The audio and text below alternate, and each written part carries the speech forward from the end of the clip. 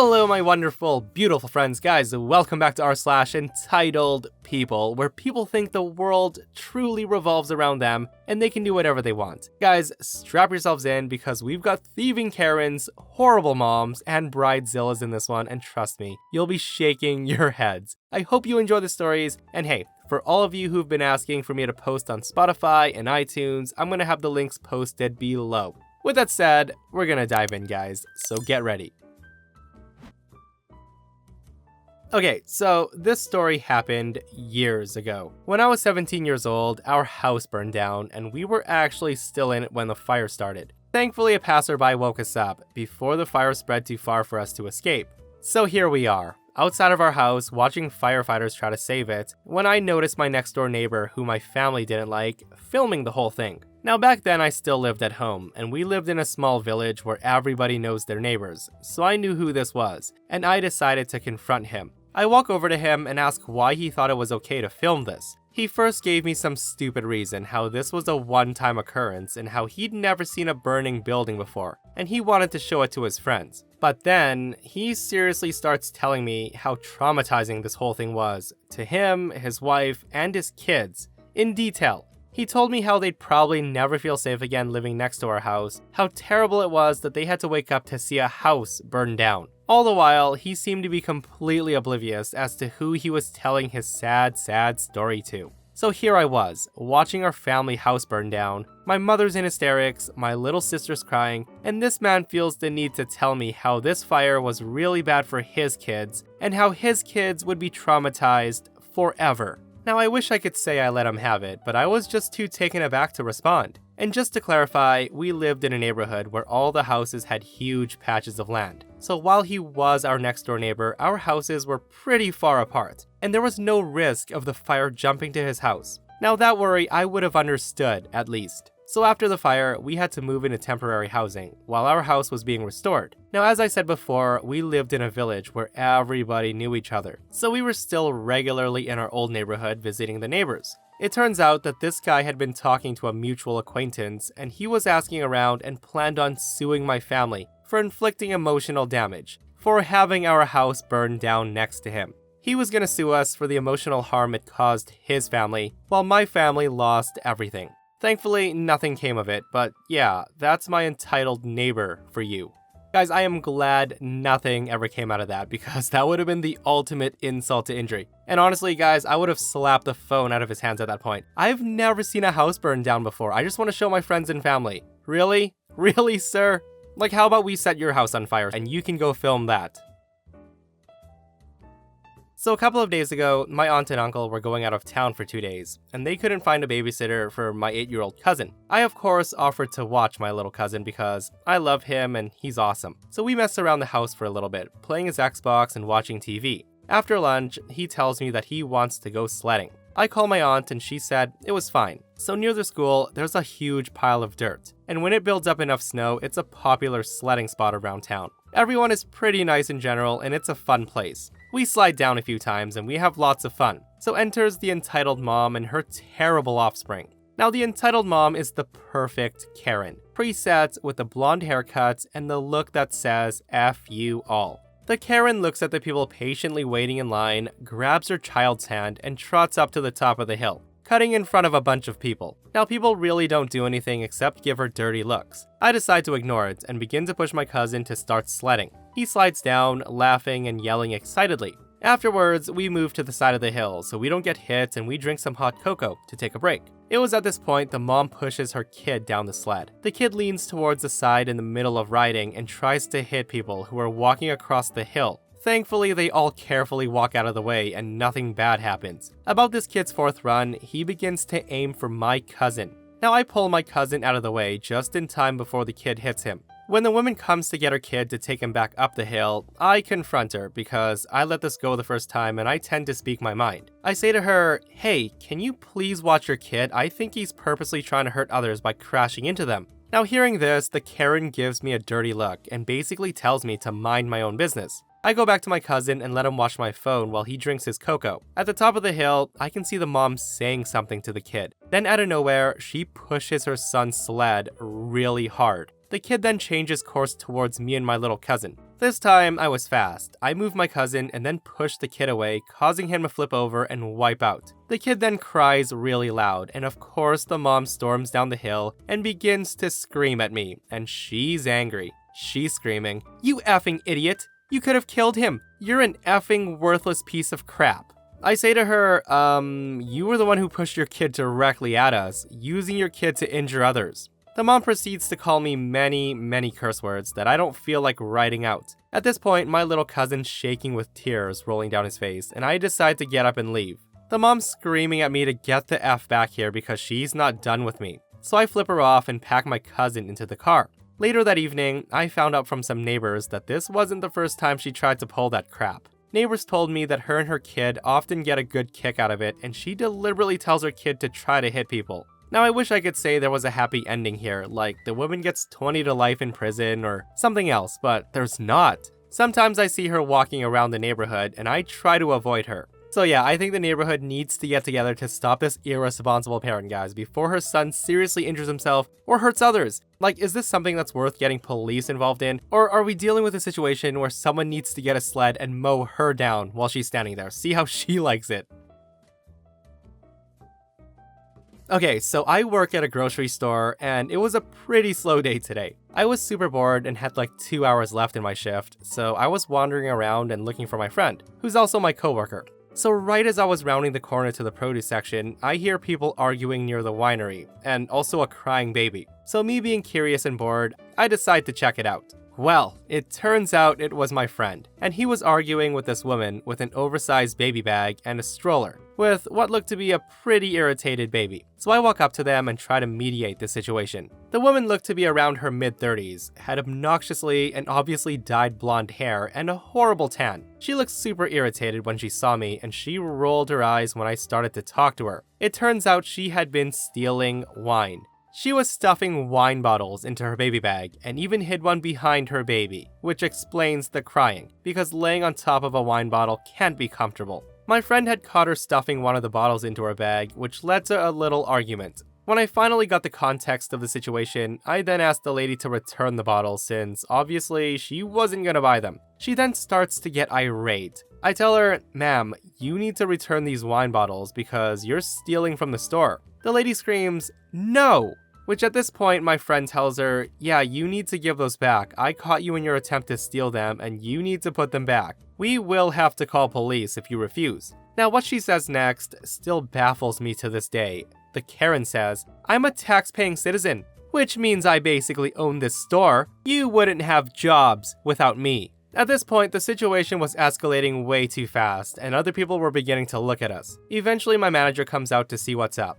My friend and I were in the middle of explaining the situation, and the lady just takes off running. She left her stroller behind. My manager radios the store security, and they stopped her at the entrance, and I had to push her stroller to where the guards were keeping her. When the crazy woman realized that she wasn't gonna get away, she then takes one of the bottles in her bag and throws it at my manager. It barely missed his head, and it was pretty bad, and then the security guards tried to tackle her to stop her from getting out another bottle. One of my coworkers called police, and my manager was screaming at the lady. I don't know if he'll be pressing charges against her or not. I was put in charge of taking the wine bottles back and putting them away. The police eventually came and arrested her. I don't know if I'll update. Guys, with that Karen logic, everybody should be allowed to steal whenever they want, right? Since we all pay taxes. So OP does come back with an update to the story, and it's pretty interesting. My manager is pressing charges. CPS was called on the lady, but it turns out the baby wasn't even her kid. It was her niece. She was supposed to be babysitting, and she took her baby to the store and then attempted to steal. The baby's mother, who's the mom's sister, apologized profusely to my manager and explained everything. She said her sister was a known alcoholic and a substance addict. I genuinely couldn't believe what I was hearing. I personally wouldn't have left my baby with a known abuser, no matter how clean they claim to be. But that's just my opinion. The mother told us that she's a single mom and she had to work overtime and needed somebody to watch her daughter for a couple of hours, as her regular sitter couldn't come. Her parents were on vacation, so she decided to take a chance on her sister. She had no idea that she was this unhinged. The woman was arrested for shoplifting and attempted assault with a deadly weapon. My manager is pressing charges for emotional distress. CPS let the mom keep the baby, but I'm pretty sure they might be conducting a search on the baby's living conditions. My friend and I were also reprimanded for confronting a shoplifter because that does go against store policy. So yeah, that's pretty much what happened.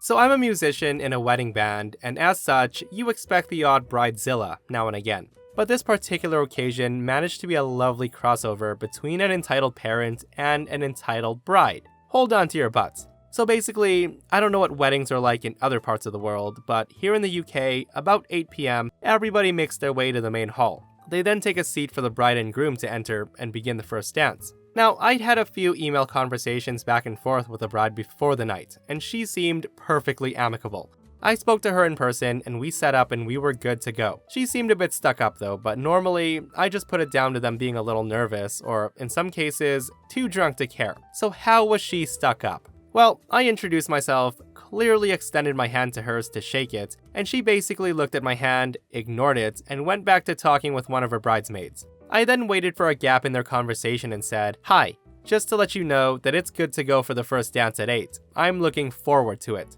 The bride then turns around to me and said, "Can't you see I'm busy?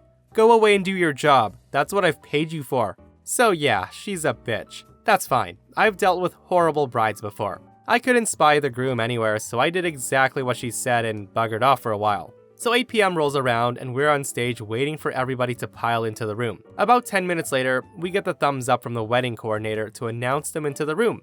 I announced them in, "Ladies and gentlemen, please welcome to the dance floor for their first dance as husband and wife, Mr. and Mrs. blah blah blah." Everyone's clapping, they walk in, but the bride looks fuming. She marches right up to me and says, "I wanted you to announce us as the blah blahs, so do it." I smiled, apologized, and tried not to let it bother me, saying, "Ladies and gentlemen, give them a big round of applause as they take to the dance floor the blah blahs." The bride then glared at me like I just punted a newborn, and then she stomped to the dance floor. So by now, you've got a decent idea of what kind of person I'm dealing with here. Very rude, a control freak, and not lovely at all. So we get stuck into the first dance, and the song is Perfect by Ed Sheeran. So original. There's videographers, photographers, and about 200 people there. So as you can imagine, for most wedding bands, the first dance is the main part of the night that you simply have to get right.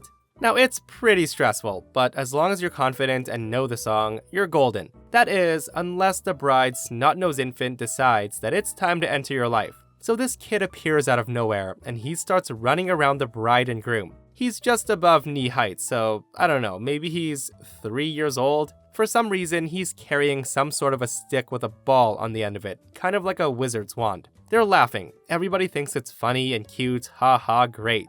And then the kid decides it would be a great idea to abandon them both, and while we're performing the most important song of the evening, he happily runs up to the drum kit and starts smashing the cymbals while my drummer is trying to play the effing song. Now, cymbals are very expensive, and they don't appreciate being hammered by things that aren't drumsticks. Anyway, I'm just singing away, trying to ignore it and assuming that anyone will come and collect the kid. An auntie, an uncle, a grandparent. No, that would be the logical thing to do, but nobody comes up. I'm trying to sing the song, and just at the second chorus, all you can hear is ting ting ting, smash, smash, smash. At this point, my drummer stops playing for a couple of bars to politely gesture the kid to move away. The kid does stop for a few seconds, so I think it's gonna be good. So we're almost at the end of the song. The kid's running back and forth from my side of the stage to the other side. Now there's cables all over the area, and speaker stands with enough force could be knocked over if tripped into.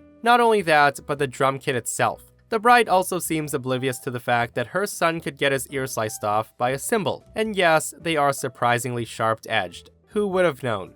So at this point, we finished the song. We made it. The bride does not applaud. The groom does seem happy enough though. The kid goes away for a while, and I'm amazed that nobody in the room thought it would be a good idea to just hold him until the dance was over. So we kick off the night, and halfway through the second song of the evening, I have to stop halfway through the song because the kid keeps throwing a balloon, and it either keeps going straight at my face or onto the stage. So I just say to the kid, "Hey, can you try to keep the balloon away from where we are, please?" and then I smile at him. The kid looks confused for a second, and then he takes the balloon and goes away. We keep playing thinking it's all good. So 2 minutes later, the bride walks up to us and stops the next song, demanding to speak to me, holding her kid, who's now crying. The bride then says to me, "Did you tell my son that he can't play around you?"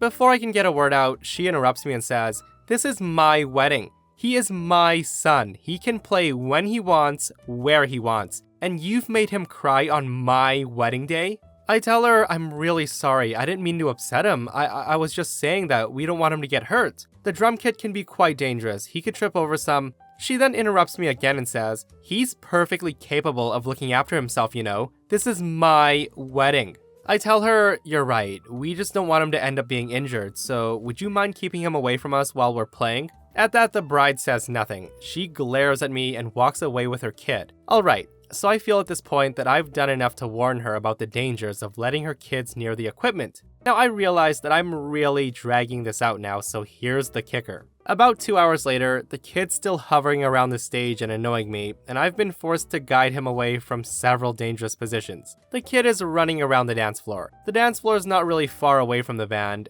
and the kid is running like crazy. He then slips, puts his hand out, and he slices his finger on a cymbal. Now there's blood all on the dance floor, which I didn't notice until my guitar player stopped playing with a horrified expression. The kid's screaming, the bride is nowhere to be seen, so I stop the song, take my bass off, and have a look. The kid's index finger is like split open, you can see the bone. So a guest finally comes up, while another one runs to get the bride, and I'm freaking out. I'm telling my drummer to phone an ambulance. Now I know it sounds absolutely stupid, but I was genuinely panicking thinking, oh my goodness, this kid might die or something. I can laugh about it now, but at the time I was freaking out. The bride then comes in, announces her presence with an ear-splitting shriek. She then picks up the kid, and instead of carrying him somewhere else, she stands there and screams at me, "This is your fault. Look what you've done. Look what you've done to my boy on my wedding day." The hotel doctor comes down. An ambulance comes to take the kid to the hospital shortly after. Bride and groom leave with the kid. The rest of the night was ruined. Everybody who was drunk was told to stumble home, and it wasn't even 11 p.m. yet. Needless to say, we packed up our stuff and we left. Now, we obviously didn't get paid, but the bride left us a review, which was genuinely full of so many expletives that I could barely read it. Basically, she tried to imply that I was being horrible and picking on her kid all night. So the moral of the story is, if you're gonna bring kids to a wedding, make sure that you can either A, control them, B, get someone else to look after them, or C, don't act like your kid is a frickin' superhero who can't do any wrong and can withstand sharp edges of a cymbal. Now, this was all 2 years ago. Thankfully, nothing like that has happened since. But the amount of parents who let their kids do whatever the heck they want at weddings amazes me. Guys, I feel like that woman ruined her own wedding. And that's what mega entitlement will get you. Like, just have a family member watch your kid, right? Like, now everyone's gonna remember that wedding day, not by how amazing the bride and groom looked or how beautiful everything was, but how her son sliced his finger open on a cymbal and had to go to the hospital to get stitches. I'm a 17-year-old female, and I have an online shop that I've been running for about 2 years now. It sells mostly stickers with custom art, as well as other small items. I've put a lot of work into it. Basically, if I'm not doing school stuff, I'm working on my stuff for my shop, and I love it. The pandemic has let me put even more time into it, and over the past 10 months, it's done really well. I have a good chunk of money saved for university and other things. So my sister is 25 years old. She's divorced, and she has 2 kids, a 1 and a 2-year-old. She's also got a job and child support. We've never gotten along, and she's always acted like she was embarrassed by me. One of the things she's always made fun of was my sticker hobby. She said my stickers were juvenile, and I'm just creating more garbage in the world. So recently, she totaled her car and she can't afford a new one. My parents told her to ask me for a loan as they can't afford to help her. Now at that, she sort of scoffed and asked them how much a loser like me could have, as I don't even work. They told her I'm doing very well for myself actually, and I even have enough saved for university, etc, etc. Now immediately hearing that, she calls me, demanding I buy her a new car. Like, not asking me, demanding me. She said I didn't need the money, that I could get student loans like she did, and I was a bad sister for not offering to help her out when I knew how tough she had it. She says she's a single mom, and that I can't even imagine the struggle it is trying to get by with 2 kids. But my sister eats out all the time. She buys expensive clothes, shoes, bags, makeup palettes, trips to the spa, etc, etc. And by the looks of it, I had no idea she had it tough. But in fairness, even if I had, I probably wouldn't have given her the money. At no point in this conversation did she even mention paying me back. She said I've never contributed anything to the family, which is a joke coming from her. And that further to buying her a new car, I should give her what I make from my dumb hobby, since as a single mom, she needs the money more than I do, as I live rent-free at home and don't contribute to bills or groceries. Now the thing is, she's not wrong, but I don't want to give her a cent. She's my sister, and I love her, but I don't like her very much. She's a selfish and entitled person, and it bugs me so much that she makes these demands like I'm the one being unreasonable. So I tell her heck no, and that she's probably too good for my stupid sticker money anyway. I then hung up and stopped responding to her texts, calls, and DMs. My parents won't force me to do anything. They say it's all up to me, but that I should reconsider since she's my sister. They tell me there's 2 babies involved, and I don't need the money right away, and she does. So does that make me an a-hole? It 100% does not make you an a-hole. OP worked so hard for that money, and she doesn't owe her sister a friggin' cent, especially when her sister's not even trying to be nice about it.